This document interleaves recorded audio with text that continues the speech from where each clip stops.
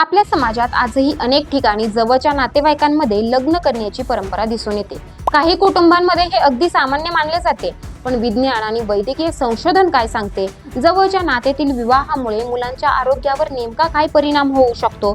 हा धोका खरोखर किती मोठा आहे आणि अशा परिस्थितीत कोणती काळजी घेणे आवश्यक आहे?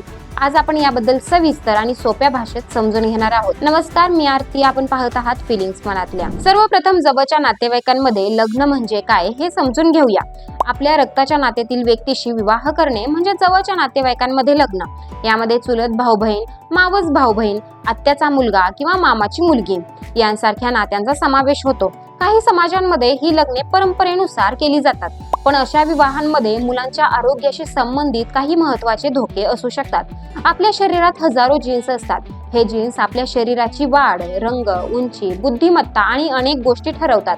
काही वेळा एखाद्या व्यक्तीकडे एखादा दोषयुक्त किंवा बदललेला जीन असतो, पण तो फक्त वाहत असतो, म्हणजे त्या व्यक्तीला कोणताही आजार नसतो। समस्या तेव्हा निर्माण होते जेव्हा आई आणि वडील दोघांकडेही तोच दोषयुक्त जीन असतो। जवळच्या नात्यातील व्यक्तींमध्ये अनेक जीन्स समान असण्याची शक्यता जास्त असते।